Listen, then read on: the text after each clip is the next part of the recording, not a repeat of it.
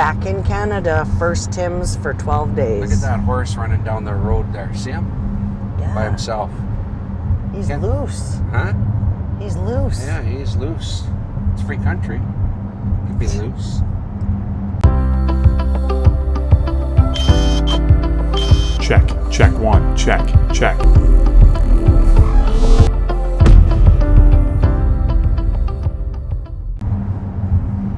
Yes, back in Canada.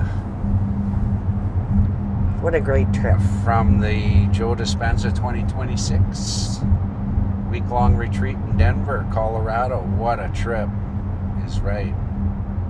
Did 5 states: Montana, Wyoming, Colorado, Utah, and what am I missing? Say them again. Montana, Wyoming, Colorado, Utah. And doesn't matter, does it? No. So that 1,500 kilometer drive that we did was a lot of windshield time. It was awesome. 1,500 one way. One way. 32 total trip. Yeah. So we pulled into Denver and we stayed at the Gaylord of the Rockies, it's called. Wow, what an experience that was. And so the first evening, we did our registration, and then we had, I think, 2.5 or 3 hours of seeing Joe Dispenza live for the first time. First lecture. The first lecture that he gave. And it was pretty surreal, to say the least. Didn't get a whole bunch into the meditation side of things on that evening, but he kind of walked us through what to expect for the week and how to show up the next day with our pillow and our blanket and a good attitude. And a good attitude. An attitude for change. And you know, the takeaway from that first evening, I wish we would have recorded this as we were doing the evenings, but we couldn't. No recording allowed during any of the meditation sessions, right, or any of the lecturing in the actual banquet room. But I'm saying we couldn't find the time to actually record each night because we were spent, man. We were there 12 to 14 hours a day every day, and we were done. I'd grab a bite to eat and hit the sheets type thing, right?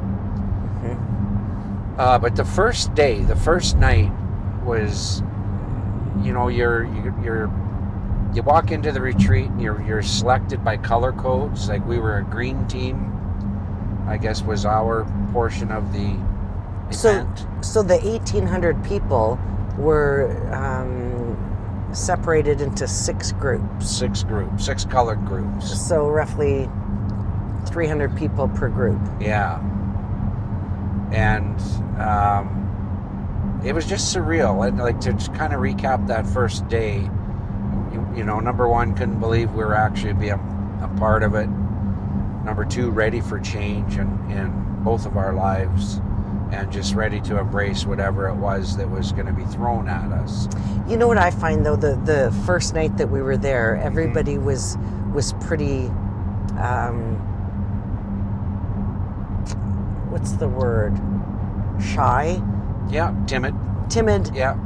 Everybody came with a different story, of course, and the transition that we made as a group, in our group of green to the group of 1,800, mm-hmm. the transition from the first night to the 7th day was absolutely unbelievable. It was a 180. It was just how we all connected. Yeah. So the second day we showed up with our pillow and our blankies and more lectures, obviously, with the science and what to expect. We got right into a meditation right out of the gate, just to see how we would do.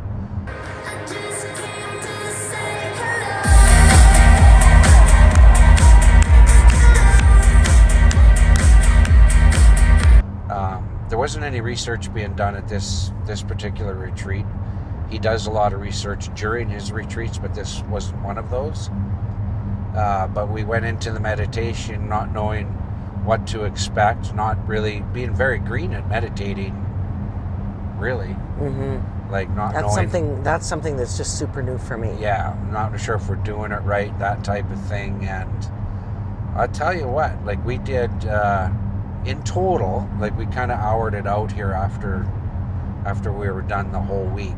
And in total, we did 91 hours of actual work, including the meditation side of it and all the lectures. 91 hours of FaceTime with Dr. Joe. So, which included the lunch times and the breakfast times. Yeah. And that was such a great opportunity to connect with our colors in our other group. people, because we had to eat in our color group as well. But even going outside, because he gave us lots of time to go outside and sit in the sun, and that got us mixing with some of the other color groups. Right. And so 91 hours, like I was saying, in total of lecture and just a FaceTime with Dr. Joe. As opposed to a 40-hour work week, we did 91 hours in the same time frame. So it was a boot camp, to say the least. If you're ready for change, that's a good thing. And we did a total of, we did more than 36 hours of actual meditation. More of it. We did more than 36. One meditation that we didn't know about, that was on day, I'll come back to day 2, but that was on day 5, I think, was 5 hours long. But it went so fast. When we looked at our phones after, honestly, I thought maybe my phone had reset. I couldn't believe it was actually 5 hours. Yeah, and that meditation was the body electric meditation. Now, we'll get into that later on when we hit that day in this little thing we're doing here. So day 2 was really being introduced to meditation, really being introduced to the science behind it, all the science behind it. The healing components. The healing, we didn't do any of the healing until Wednesday, Thursday, Friday. So the last 3 days of that block. But we did all the benefits of the healing in the science, if that makes sense, to try to get everybody's head. He approaches it from the sense that everybody is brand new and green to his work. So you have to go to the most common denominator, which would be the green side of things, as far as your breadth of knowledge would go with Dr. Joe's work, which is great, which is fine, because it never hurts to hear those things again. And so day 2 came and went. I'm doing all the talking here. You know what I thought was really cool is we met people from 67 countries. 67 countries. And some that have traveled independently, like from Chile and Brazil and India, Australia, Europe. It was wild. And everybody had a different story, but there was threads that everybody had the same story. Exactly. And some people have been to 3 or 4 or 5 retreats over the years, and say they're still learning stuff and they're still moving forward with change. And not that everybody regurgitated their story to everyone, but there was just that connection of energy. Yeah, it was really good. Yeah, so the 67 different countries was amazing. It really was. And everybody left their race, their color, and their creed at the door, which was unbelievable. We were just all the same. We were the same. And people from various backgrounds.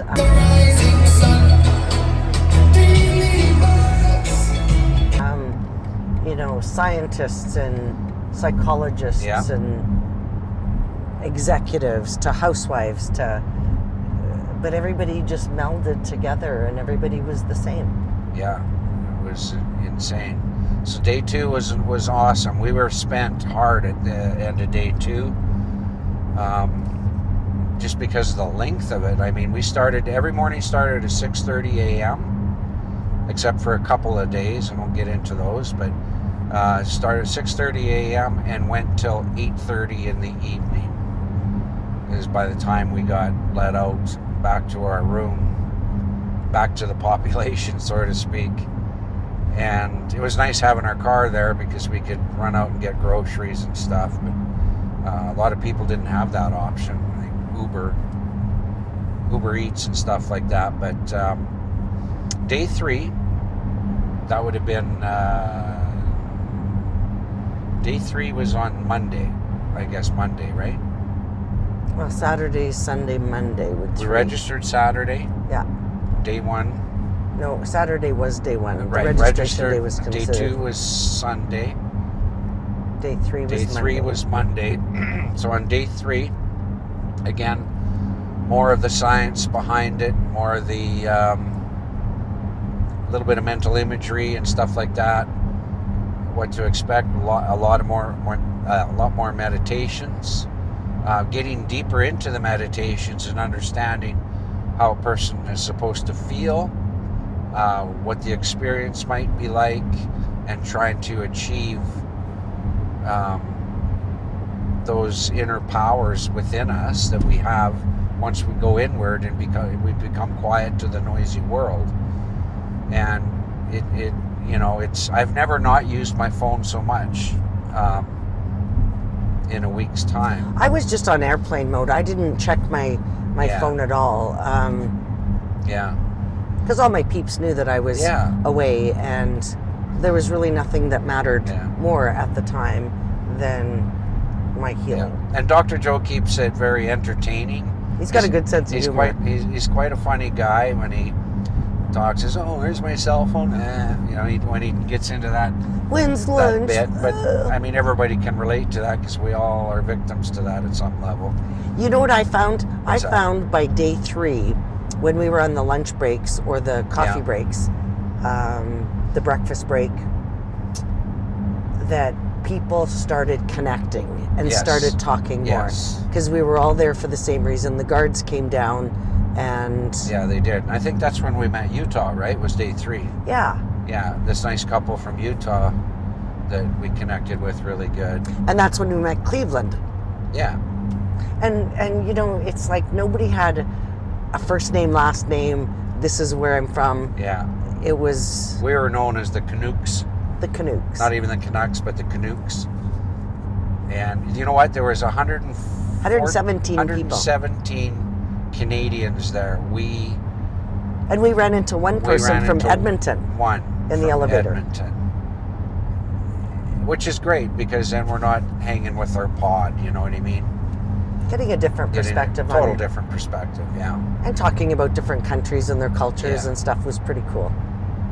So day 3 was again just as overwhelming. I remember saying to you on day 3, you go, I'm just not quite, like I'm there for, because I'm curious about what's going on, and I understand a lot of these elements that he's teaching. I've already got a pretty good grasp on that, but I wasn't quite in just yet.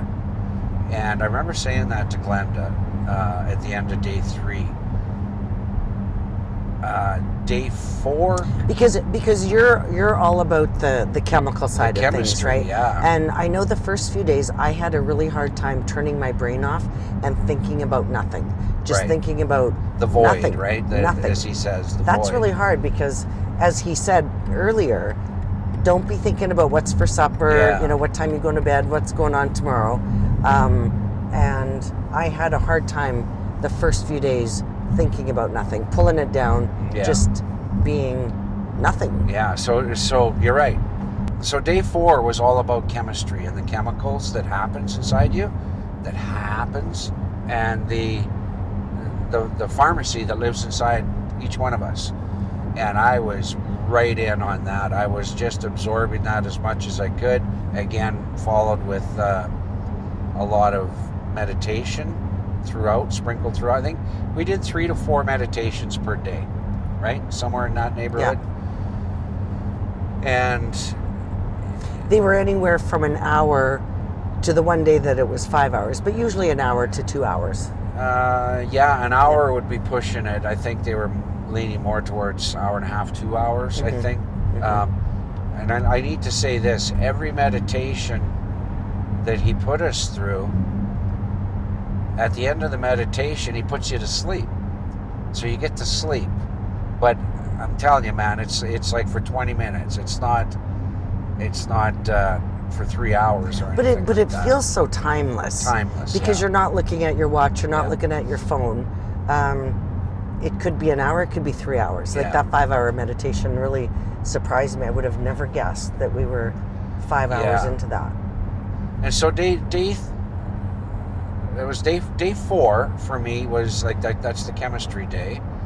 And I then connected, and I said to Glenda at the end of that day, okay, I'm all in on this now that I got that little piece of chemistry resolved in my mind, and how good this feels, and this is where the feeling comes from, that heightened emotion. And so I was just like overwhelmed with gratitude after day 4, 100%.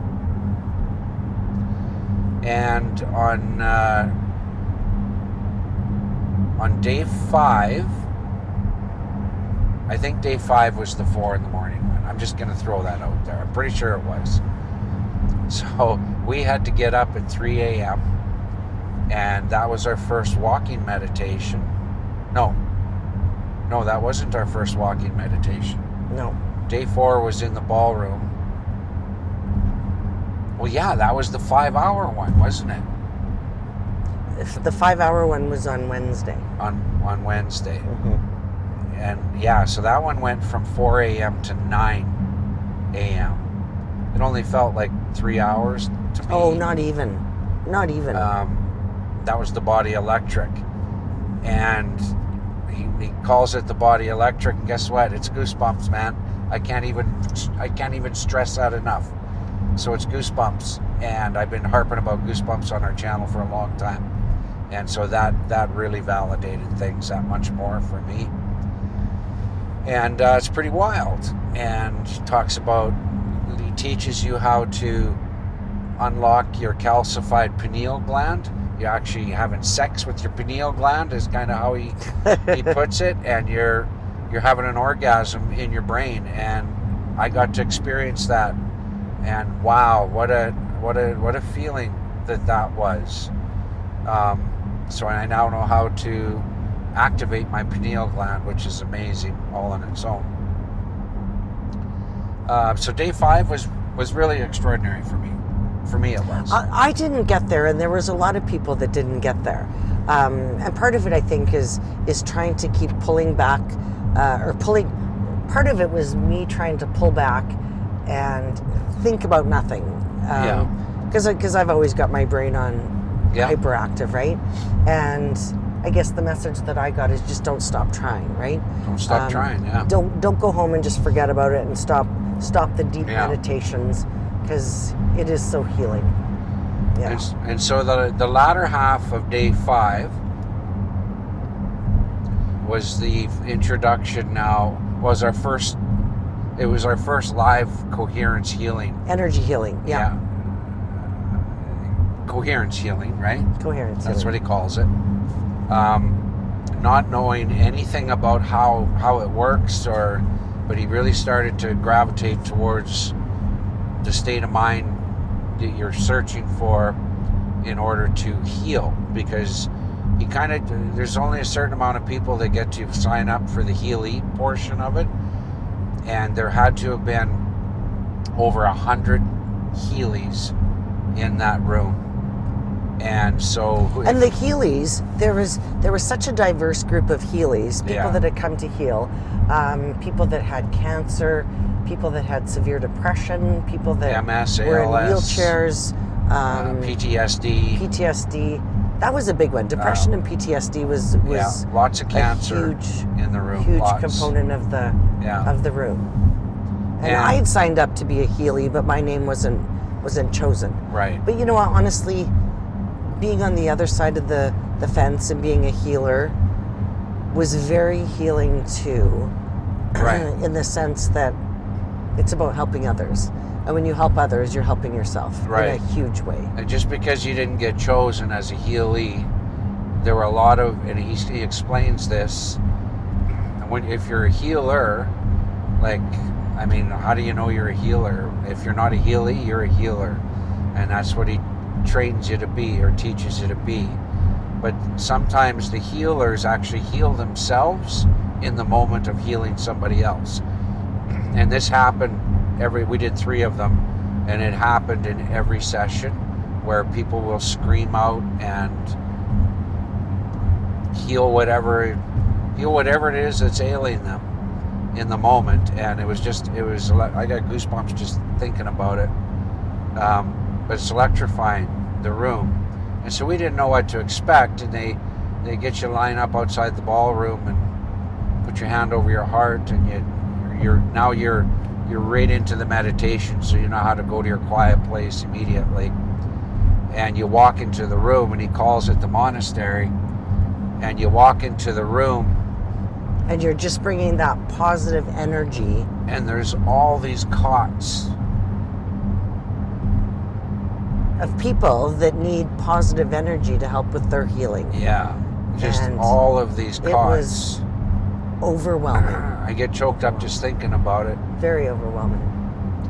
But that's what it does to you. And the collective energy of 1,800 people in the room is something that I just can't describe. Can't describe it, yeah. So you go in kind of 2 abreast, and then you get it down to a single file, and to organize 1,800 people to do that in a quick fashion is a challenge in itself, but it just went seamless. And then they put you into, he calls them cages, and there's 6 chairs surrounding one person. And so yourself and 5 other people that you don't know sit down, and you conjure up your meditative spirit and your energy into your hands, and you put it over top of the Healy that is in a meditative state as well, with a eye mask on, very quiet, and all you hear is Dr. Joe run you through the process. And the crying in that room. And that only took about half an hour to 40 minutes. 40 minutes. And there's some beautiful music playing in the background. And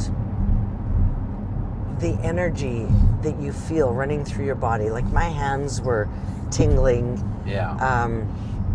I just had this whoosh over me. It's impossible to explain. Yeah. And then when the healing is done, the 6 of you around the person that you're pushing your positive energy into is overwhelming. Everybody's crying. You don't know anybody's name. Yeah.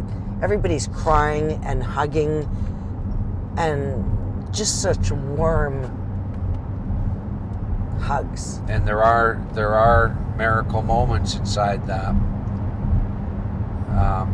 that we get to witness in real time.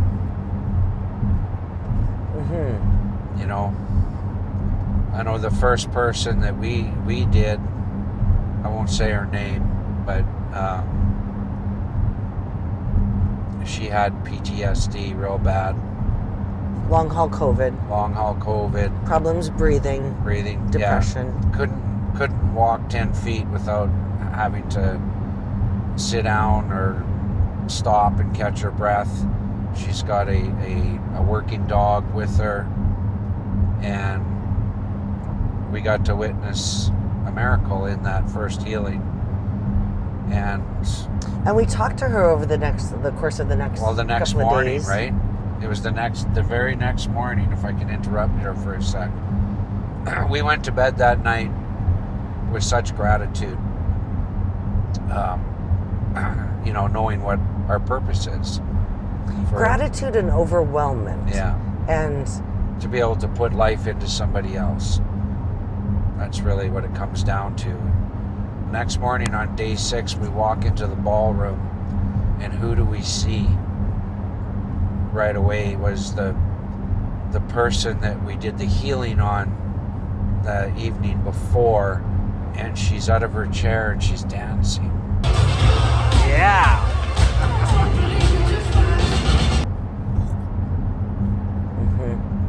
And she came up to us and hugged us.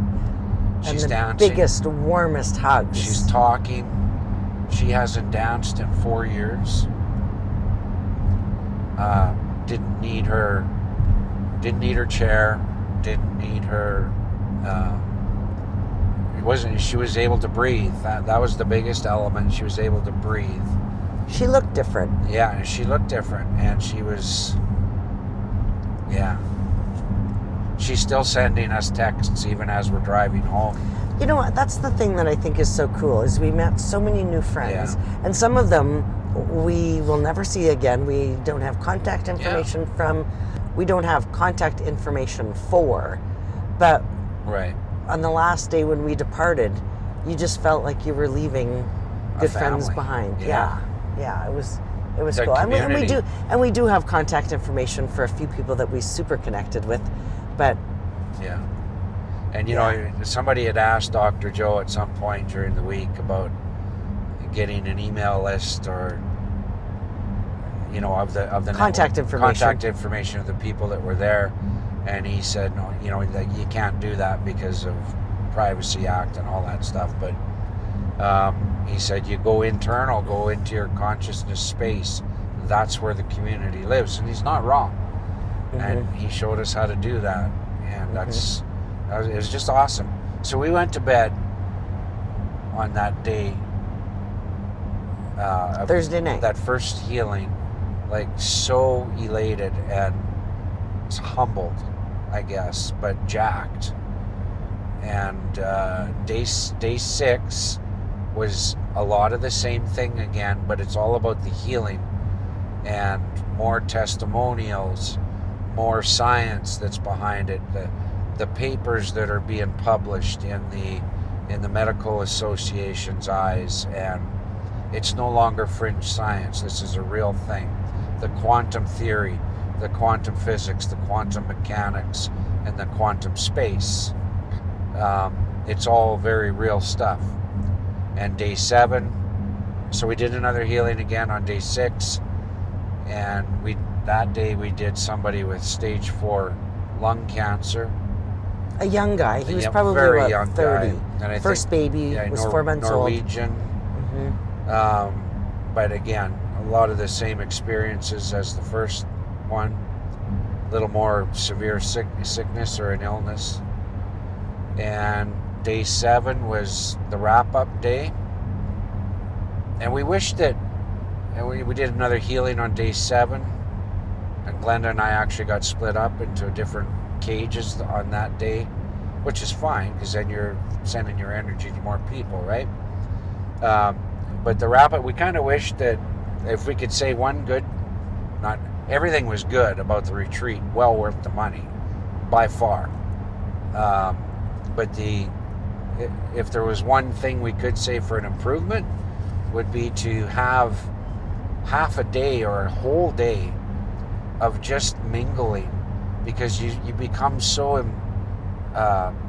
what word am I looking for? Well, you become so stuck in your color, because you're eating and having breaks with them and stuff, that it would have been nice to have a half a day for sure with all the different colors, just to share more stories. Yeah, because once we're in day 7, like we're well within our stride.